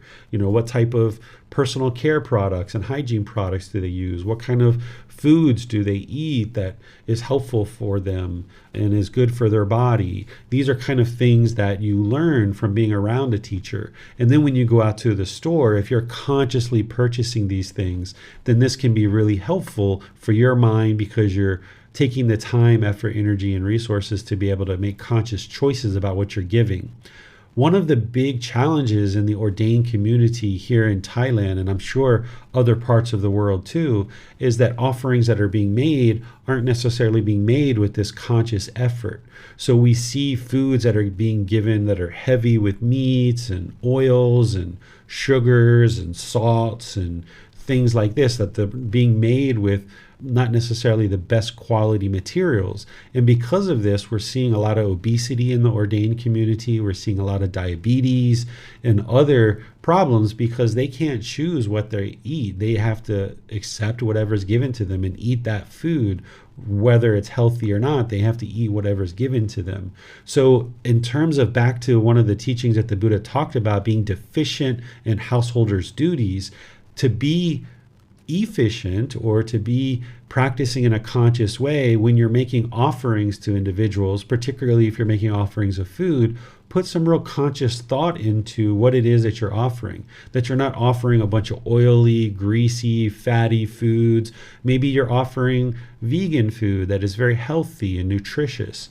And that way, what you're giving to people is helpful and beneficial for their life so that the body can be nourished. And then the individuals who are sharing these teachings deeply, the virtuous practitioners, because that's what the Buddha talks about when he talks about making offerings, is making offerings to the mentally disciplined ones, the virtuous ones. Then their life can be longer and longer and longer and actually benefit the people longer period of time that they're able to share their teachings. Because an enlightened being, as they age, their mind actually doesn't regress.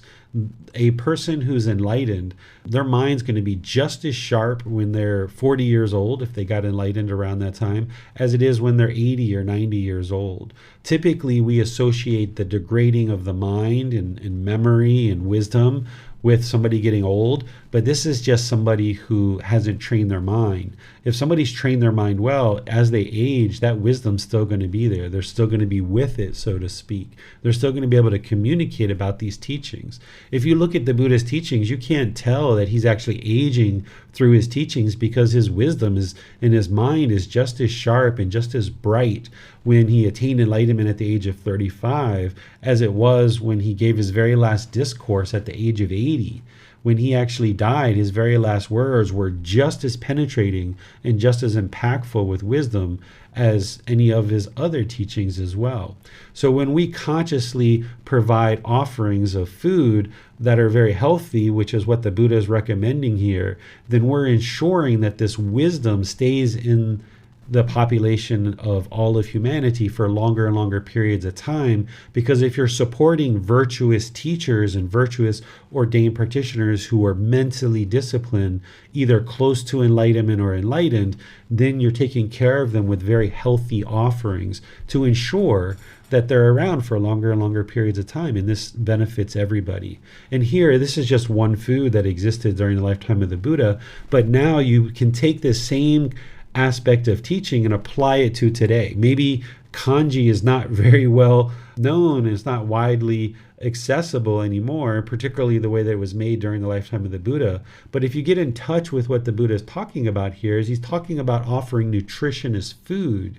So today, like I mentioned, that would be vegetables, that would be fruits. You may even offer vitamins to people. You know, some people take vitamins as part of maintaining their health. There's things like this that you can offer. And if we clean up the food that we're offering to teachers and ordained practitioners, then we'll see the health of our ordained community and our teachers improve, so that way these individuals can be in existence for longer and share these teachings for longer periods of time. Because if somebody cultivates the wisdom of these teachings and they get enlightened at age 40, 45, but they died at 55, they're only able to help a certain amount of people. But if they can live for, until 70, 80, 90 years old, they can actually help a whole lot more people. And that's what I would suspect that any population of people would be interested in doing, is ensuring that the ordained practitioners are very healthy, that the teachers are very healthy, and this is going to ensure that the wisdom stays in the world for longer and longer periods of time. Whether you actually offer kanji or not is up to you. As I mentioned, if you look at the recipe, it actually looks like it was much more healthy during the lifetime of the Buddha.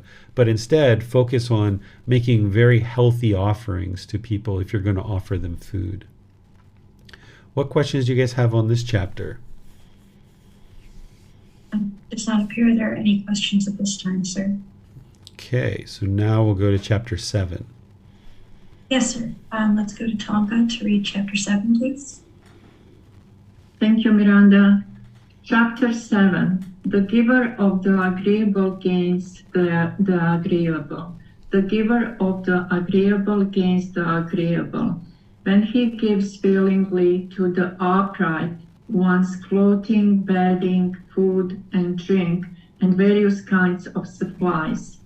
Having known the Arahants to be like a field for what is relinquished and offered, not held back. The wholesome person gives what is hard to give. The giver of agreeable things gains what is agreeable. The giver of agreeable gains the agreeable. The giver of the foremost gains the foremost. The giver of the excellent gains the excellent. The giver of the best reaches the best state. The person who gives the best, the giver of the foremost, the giver of the excellent is long-lived and famous wherever he is reborn. Okay, thank you, Tonka. So let's take a look at this one quite closely. So first of all, the Buddha is talking about giving to the upright here, where he's talking about the arahants, right? He's talking about giving to individuals who are enlightened. That's what an arahant is. And he talks about not holding back and giving essentially what is hard to give. So if there's something in your life that you feel is hard to actually give, that's because the mind's craving. That's because the mind is holding on to it. So the Buddha is encouraging you to be able to give those kinds of things. Again, still with discernment, still in the middle way. But if there are certain things that it's a real struggle for you to let go of, then those are things that you should look at giving. So if you have a whole lot of clothes and shoes and purses or jewelry or things like this, or money or different household supplies and things like this, if there's certain aspects of possessions that you have that you would feel diminished or that it would be very hard for you to give those things, then what the Buddha is explaining to you is you should find ways to give those things. So let's just say you had a huge wardrobe of clothes and you took great pride in dressing and looking really wonderful.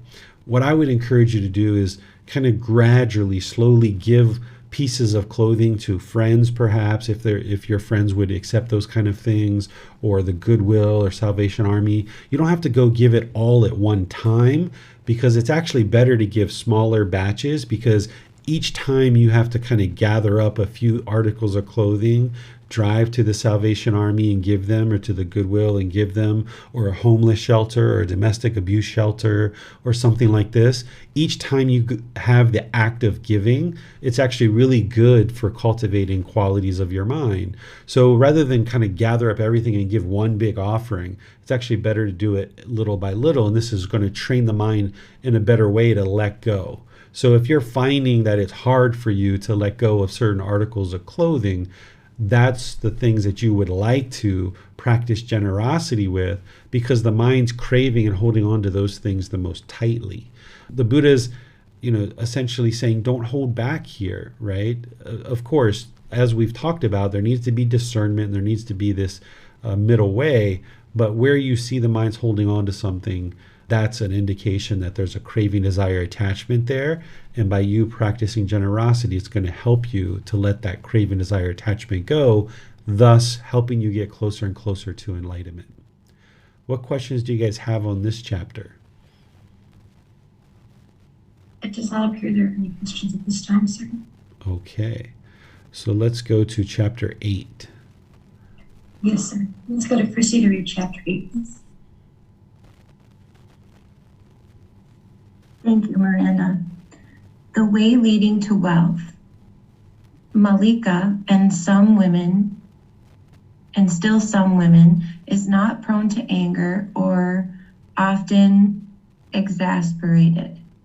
Even if she is criticized a lot, she does not lose her temper and become irritated, hostile, and stubborn. She does not display anger, hatred, and bitterness, and she gives things to ascetics or Brahmin, food and drink, clothing and vehicles, garlands, scents and ointment, bedding, dwellings, and lighting. When she passes away from that state, if she comes back to this world, wherever she is reborn, she is beautiful, attractive, and graceful, possessing supreme beauty of complexion, rich, with great wealth and property, and influential. This is the way, student, the way that leads to health. Namely, one gives food, drink, clothing, carriages, garlands, scents, ointments, beds, dwellings, and lamps to ascetics or Brahmins. All right. Thank you, Chrissy.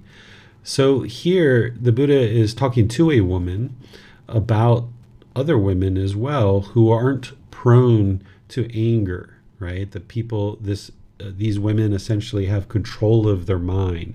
They aren't able to lose their temper, become irritated, hostile, or stubborn. They don't display anger, hatred, and bitterness. But this is where you can also be quietly frustrated, right? As you're transforming the mind in the past, where you might have been overtly angry, hateful, and bitter. Now, maybe as you're transforming the mind closer to enlightened, you're kind of quietly irritable or quietly angered. This is actually better than being overtly angry. And then as you get closer and closer to enlightenment, as the mind is enlightened, that'll be eliminated 100%. But in the process, there's this kind of quiet irritation that's going on in the mind that you're kind of working on to eliminate. So in this case, the Buddha is talking about individuals who are there, that are quietly kind of irritated. They're not overtly irritated, and they're not yet enlightened. And essentially what's leading to that ability for them to control their mind that way is that they practice generosity. They give food, drink, clothing, vehicles, garlands, scents, and ointments, bedding, dwellings, and lighting. That's essentially what the Buddha's describing here. And then he's saying, okay, well, if this person is going to be reborn, then they're going to experience this improved rebirth where they're beautiful, attractive, graceful. They have this beauty of complexion, rich, great wealth and property, and influential. Now, the goal, as I've shared, is to get to enlightenment and never experience rebirth. But if you are reborn, having practiced generosity, not just because you're practicing generosity, but because you're eliminating craving, that's what's actually occurring. Anytime you can eliminate craving, you're also eliminating anger. And in order to eliminate that, you would have had to eliminate ignorance. So by eliminating the pollutions of mind, that's what's leading to the improved rebirth, not just because you're giving. It's not like you're buying your way to beauty. You're not buying your way to becoming more graceful. You're not buying your way to get more wealthy or more property or more influential. Instead, by having less craving, anger, and ignorance in the mind, there's less pollution. So therefore, you're going to be more successful in future lives if there is a need for a future life. But the ultimate goal would be to not experience a future life at all. So that's what the Buddha is explaining here. What questions do you guys have on this chapter? It does not. Are there any questions at this time, sir? All right. So let's move to chapter 9.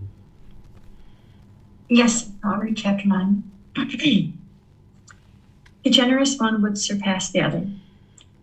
Here, venerable sir, there might be two disciples of the perfectly enlightened one, equal in confidence, virtuous behavior, moral conduct, and wisdom, but one is generous while the other is not. With the breakup of the body after death, they would both be reborn in a good destination, in a heavenly world. When they have become heavenly beings, would there be any distinction or difference between them? There would be, Sumana. The perfectly enlightened one said, the generous one, having become a heavenly being, would surpass the other in 5 ways. In heavenly lifespan, heavenly beauty, heavenly happiness, heavenly glory, and heavenly authority. The generous one, having become a heavenly being, would surpass the other in these 5 ways. But, venerable sir, if these two pass away from there and again become human beings, would there still be some distinction or difference between them? There would be, Sumana, the perfectly enlightened one said. When they again become human beings, the generous one would surpass the other in 5 ways. In human lifespan, human beauty, human happiness, human fame, and human authority. When they again become human beings, the generous one would surpass the other in these 5 ways. But, venerable sir, if these two should go forth from household life into homelessness, would there still be some distinction or difference between them? There would be, Sumana. The perfectly enlightened one said, the generous one, having gone forth, would surpass the other in 5 ways. 1, he would usually use a robe that has been specifically offered to him, seldom one that had not been specifically offered to him. 2, He would usually eat alms food that has been specifically offered to him, seldom alms food that had not been specifically offered to him. Sorry. 3. He would usually use a lodging that had been specifically offered to him, seldom one that had not been specifically offered to him. 4. He would usually use medicines and supplies for the sick that had been specifically offered to him, seldom those that had not been specifically offered to him. 5. His fellow monastics, those with whom he resides, would usually behave toward him in agreeable ways by bodily, verbal, and mental action, seldom in disagreeable ways. They would usually present him with what is agreeable, seldom what is disagreeable. The generous one, having gone forth, would surpass the other in these 5 ways. But, Venerable Sir, if both attain arhatship, would there still be some distinction or difference between them after they have attained arhatship? In this case, Sumana, I declare there would be no difference between the liberation of one and the liberation of the other. It's outstanding and amazing, Venerable Sir. Truly, one has good reason to give alms, a donation, and do meritorious deeds, since they will be helpful if one becomes a heavenly being, again becomes a human being, or goes forth. So it is, Sumana, so it is, Sumana. Truly, one has a good reason to give alms and do meritorious deeds, since they will be helpful if one becomes a heavenly being, again becomes a human being, or goes forth. This is what the perfectly enlightened one said. Having said this, the fortunate one, the teacher, further said this. As the stainless moon moving through the sphere of space outshines with its radiance all the stars in the world, so one accomplished in virtuous behavior, a person endowed with confidence, outshines by generosity all the selfish people in the world. As the 100-peaked rain cloud, thundering, covered in lightning, pours down rain upon the earth, overwhelming the plains and the lowlands, so the perfectly enlightened one's disciple, the wise one accomplished in vision, surpasses the selfish person in 5 specific respects.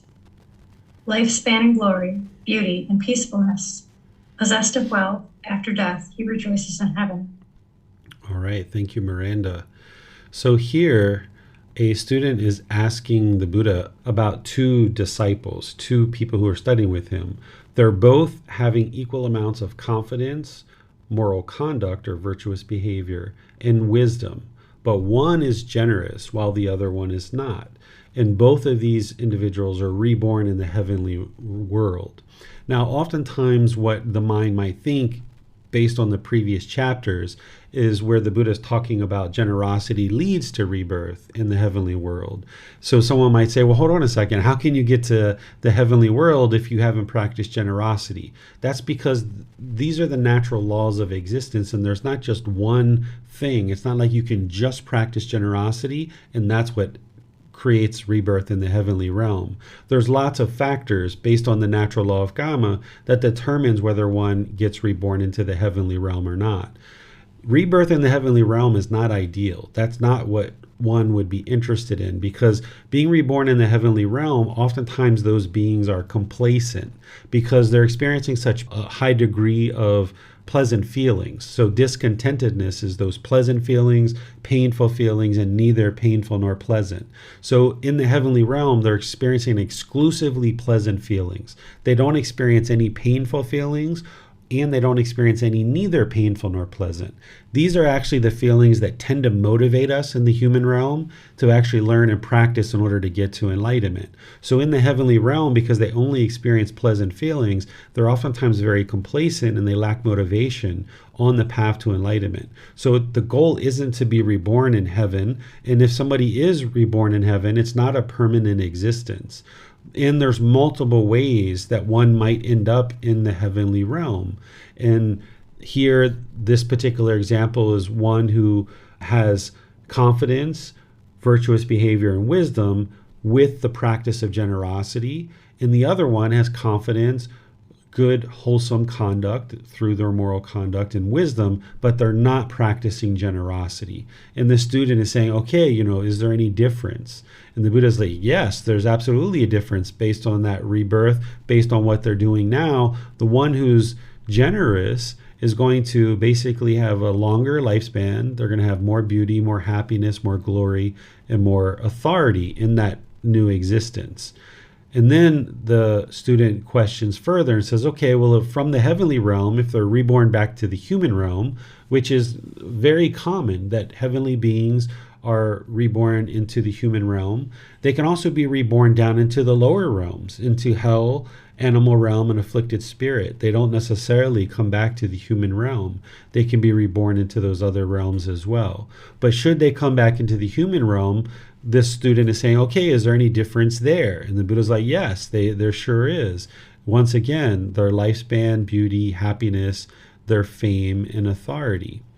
And then the student asks further, like, okay, well, once they're in the human realm, if they decide to become ordained and go forth into this homeless life of being an ascetic, is there a difference there? And the Buddha's like, yes, there's an absolute difference. The one who's generous is going to essentially have robes or clothing that's offered to them. They're going to have food that's offered to them. They're going to have lodging that's offered to them. They're going to have medicines and supplies that can be used to overcome sicknesses. And they're also going to experience people being agreeable towards them in bodily, verbal, and mental actions, that people are going to essentially do wholesome things, that they're going to see that there's not much disagreeable conduct around them. So they're going to have essentially an even more peaceful life because people aren't being harsh and aggressive and vindictive towards them because they're being generous. So now the student says, okay, well, if they both attain arahantship, which is getting to enlightenment, is there a difference there?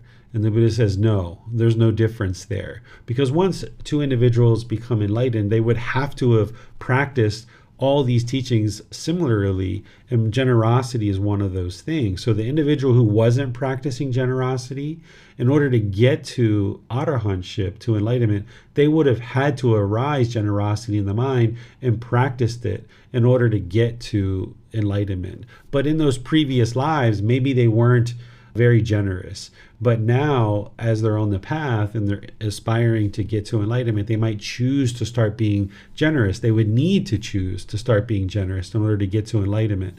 And two enlightened beings, their mind is going to both have no discontentedness whatsoever. They're going to have eliminated that 100%. So the Buddha is saying, they would be the same essentially, because now they've both liberated their mind. And then the Buddha goes into, kind of explaining that in kind of a little bit more of a poetic way, the way that he's explaining it. What questions do you guys have on this chapter? It does not appear there are any questions at this time, sir. Okay. So now we're on chapter 10, which is the last chapter for today. Yes, sir. Let's go to Tonka to read chapter 10, please. Thank you, Miranda. If beings knew the results of giving and sharing, monks, if beings knew, as I know, the results of giving and sharing, they would not eat without having given. Not would the stain of selfishness obsess them and take root in their minds. Even if it were their last bite, their last mouthful, they would not eat without having shared it, if there were someone to share it with. But because beings do not know, as I know, the results of giving and sharing, they eat without having given, and the stain of selfishness obsesses them and takes root in their minds. If beings knew what the perfectly enlightened one said, how the result of sharing has such great fruit, then subduing the stain of selfishness with brightness, awareness, they would give in season to the noble ones where a gift brings great fruit. Having given food as an offering to those worthy of offerings, many donors, when they pass away from here, the human state, go to heaven. They, having gone there to heaven, rejoice, enjoying sensual pleasures, unselfish, they take part in the result of sharing. All right. Thank you, Tonka. So here, let's talk about if beings knew the results of giving and sharing. What the Buddha is saying here is, if beings knew as I know, right? A Buddha understands what enlightenment is. They deeply understand it. And they're experiencing that peaceful, calm, serene, and content mind with joy. They're experiencing the focus, the concentration, the clarity of mind, the deep memory. They're experiencing all these benefits from having trained their mind to get to enlightenment.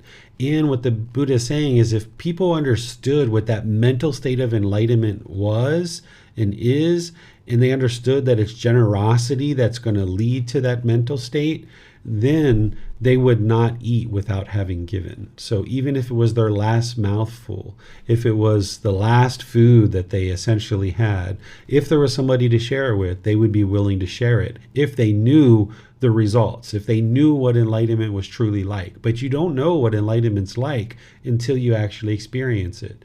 You'll get glimpses of it as you get closer and closer to it. You'll get these glimpses for longer and longer periods of time. But someone who's deep in their selfishness and they're experiencing that deep craving and obsessed, as the Buddha talks about here, having the selfishness obsessing their minds and taking root in their mind, they don't necessarily understand the whole aspects of craving, anger, and ignorance. They don't understand the enlightened mental state. They don't understand how generosity is going to lead to this improved condition of mind. So oftentimes people hold on and they're not willing to practice generosity. The Buddha talks in the previous discourse, he mentions how essentially selfish the world is. And you might experience this in your own life, that essentially because of the central desire, the mind is essentially operating through its own selfish instincts and its own selfish desires. The Buddha's not saying the world is selfish as in a degrading way. He's just talking about it in general. Like if you look around the world, there's a lot of beings that are just pursuing what's good for them, not interested in giving and sharing without any expectations of anything in return. So you would be interested to start to get more and more in touch with the real results of this enlightened mind, and understanding that the practice of generosity is what's going to help you get closer and closer to that mental state of enlightenment. So as there's various opportunities for you to give and share, the Buddha is saying take the opportunity to do that so that you can give and share. This is what's going to lead to the improved condition of mind. And once again, he's mentioning down here about rebirth in the heavenly realm, but we've covered that pretty extensively. That the only reason why that's occurring is because of craving, desire, attachment is being diminished, and the ultimate goal is not to get to the heavenly realm. But he's adding that in there because these different discourses he would have spoke at different times. Even though we went through 10 individual teachings that are all about generosity, he might have discuss these, over the course of 5 years or 10 years at different times. So he's needing to make sure that he includes that when he's talking about generosity and the practice of generosity. So whoever he's talking to would understand, because there would be different groups of people that he would have been delivering these different discourses to at any given time. So he's going to be sure to include that aspect of the teachings into whoever he's talking to and whatever discourse he's delivering. So the more you understand this enlightened mental state, and the more you see that your meditation and generosity is leading to that, essentially what the Buddha is saying is you'd be willing to give your last mouthful if there was somebody that was able to receive that from you, if you just understood the results of this enlightened mind and what you will experience as you get to that enlightened mind. What questions do you guys have on this chapter? Yes, sir. Tonka has her hand raised. Let's go to her question. Thank you, Miranda. I just want to confirm that I understand this last paragraph, that in heaven they rejoice and enjoying sensual pleasures. So in heaven it would be based on conditional happiness. So they don't experience like enlightenment state, which is not dependent on any conditions. So it would be pleasure all the time, 100% of the time. Is it how that would translate? So the last part of what you said is 100% true, but there's one piece in there that you said that isn't quite true. So yes, heavenly beings are experiencing exclusively pleasant feelings, and it's conditioned pleasant feelings. It's discontentedness. So happiness, excitement, elation, thrill, euphoria, and it's all conditional because, as the Buddha is explaining here, is they're enjoying sensual pleasures. So they still have sensual desire in the mind, among other fetters as well. They still have these other fetters as well. But there are some beings who attain enlightenment in the heavenly realm, and there's some beings in the heavenly realm who are enlightened. But it's somewhat rare because they're oftentimes are lacking motivation and encouragement and enthusiasm because they're enjoying so much sensual pleasures. So that's why it's really not a desirable place to be reborn. Sometimes people really want to be reborn in heaven, not just in other traditions that they think that that's the ultimate goal, but even in Buddhist teachings. Some people, particularly here in Thailand, they will tell you like, my ultimate goal is to, be reborn in heaven and then get enlightened there. But there's no assurance that just because you're reborn in the heavenly realm that you will get to enlightenment. In the contrary, it's more likely that you won't get to enlightenment in the heavenly realm. It's actually more potential that you will get to enlightenment in the human realm because you have more motivation and you have more enthusiasm because of those painful feelings and the neither painful nor pleasant feelings. So yes, heavenly beings are experiencing exclusively pleasant feelings. They're conditional pleasant feelings, and it's because they have this sensual desire in the mind. But there are enlightened beings there, and you can get to enlightenment there, but it's actually less likely than in the human realm. Oh, thank you. Also, I was wondering when it comes to generosity, like in modern days, like I feel that we have to be responsible for ourselves, meaning to save for rainy days, to save for our retirement, and so how to combine all of that. So we have to make sure that we have some money on the side and saving for retirement and practicing generosity and being able to pay all our bills. So I'm just not sure because I didn't hear a lot being talked about saving. Yeah, we're not to those chapters yet, Tonka. So here, this is the first 10 where the Buddha is setting things up, and that's what's put into the first 10 chapters. But as you get deeper into this book, you'll see that the Buddha talks about ensuring that you're whole first, that you're taken care of with your necessities to sustain life, that your immediate family, like your life partner, your children, people like this, your relatives. And he goes through this whole list of people, and he puts himself as last. And he says, okay, when all these other people are satisfied, then when you have additional resources, then perhaps you might decide to offer them to him. Oh, he didn't say me, but he says aesthetics, right? So the generosity that you can practice, just pure generosity, not merit, but you could include merit too, because it's time, effort, energy, and resources. You can do this without necessarily exhausting your own resources. You can practice giving your time, your effort, your energy. Like I mentioned to you, like I go give blood, right? It costs me some money to drive to the place to donate the blood. And then I have to buy kind of extra food for several days afterwards to be sure I replenish the body. But otherwise, it doesn't cost me any money at all. So yes, what I've talked about is sharing and practicing generosity with discernment in the middle way. But when you see more of the Buddhist teachings, he talks about this more exhaustively as he goes through. And then he even teaches the ordained practitioners and teachers to not what he calls milk dry. This was a chapter that we talked about last week in our class, as he teaches teachers not to essentially deplete a household practitioner's resources. So there's been situations where people have been interested to make offerings to me, but I know that their spouse just got laid off from work and they're interested in making offerings to me. And I usually have a conversation, and there's been some situations where I've suggested to a student not to make offerings to me because they're in kind of a bit of a limbo. And then after about a month or two, their finances stabilized, they brought it back up again that they would like to make offerings, and we revisited the topic about whether or not they're able to do that.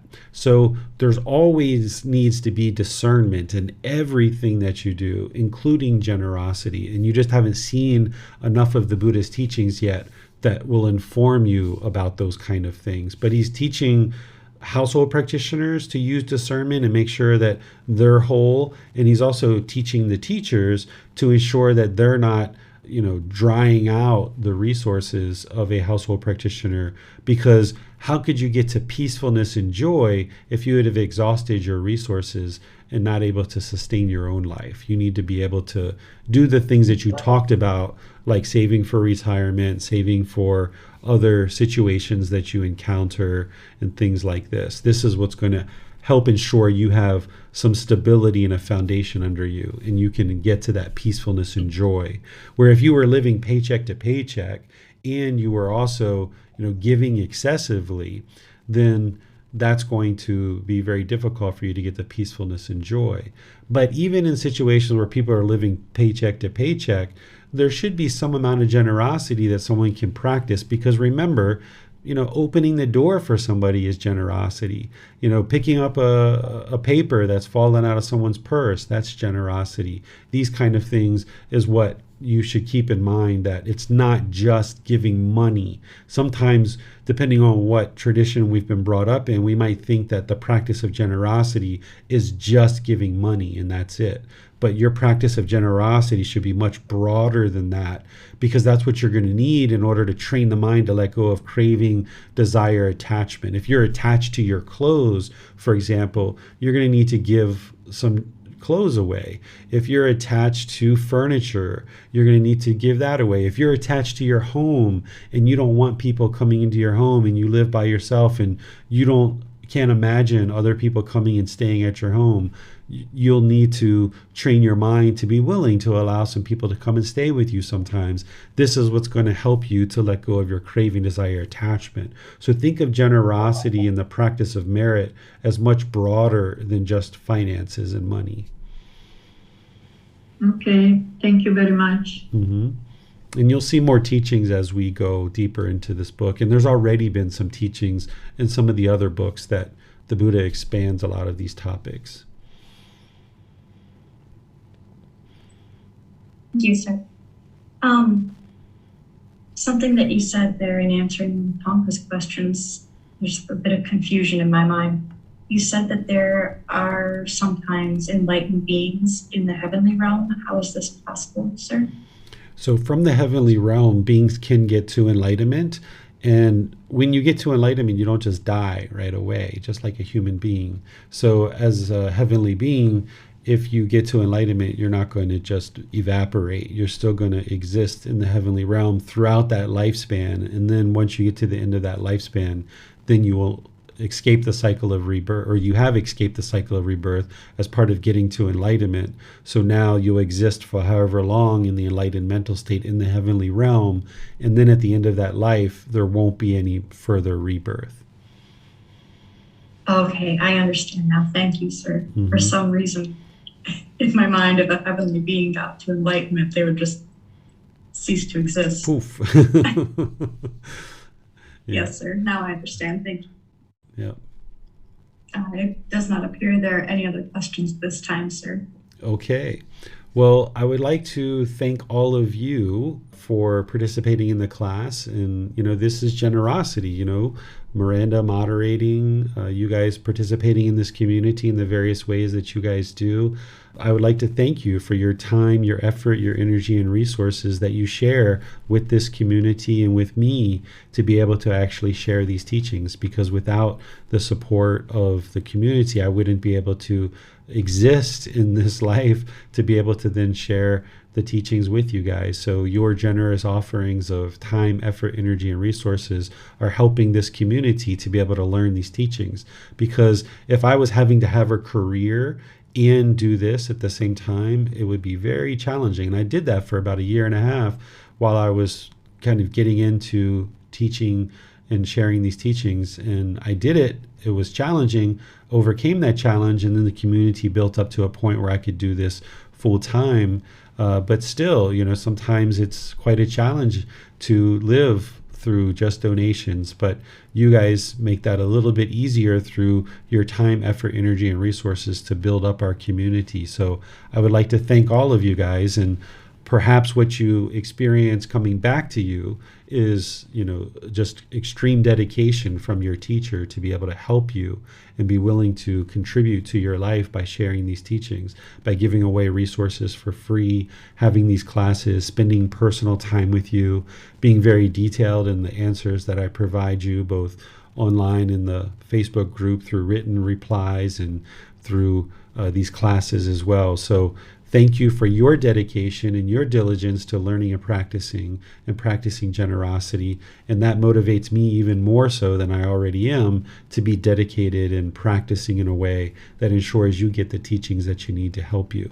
So next week, we're going to be going further into this book. We're going to be in chapters 11 through 20, so you guys can read those ahead of time if you like, or if for some reason you don't have an opportunity, you can just come to class and we'll study them right here in the class, so that can be helpful for you as well. Tomorrow in the group learning program, I'm going to be sharing with you the next class of the retreat series, Harmony and Relationships, that retreat series that I'm doing each Sunday throughout the rest of this year. The class tomorrow is all about developing and acquiring concentration and ensuring that you are able to develop singleness of mind.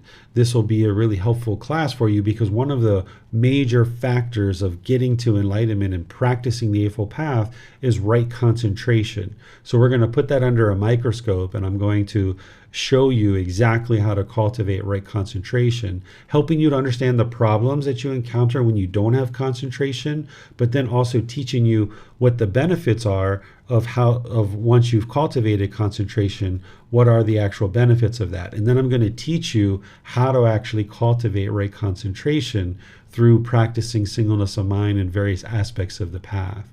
And then this Wednesday, we're going to be doing loving kindness meditation together as a group. So you're welcome to participate in that either live or on one of the replays.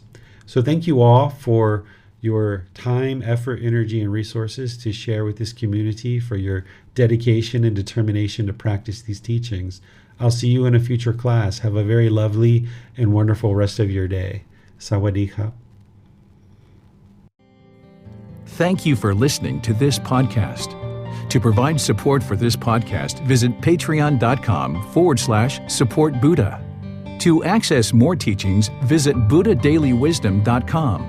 There, you will discover a full range of courses, retreats, and online resources to assist you on the path to enlightenment. Remember to establish a daily, consistent meditation practice, along with learning and practicing these teachings. A well-developed meditation practice is the foundation in which to train the mind to attain enlightenment.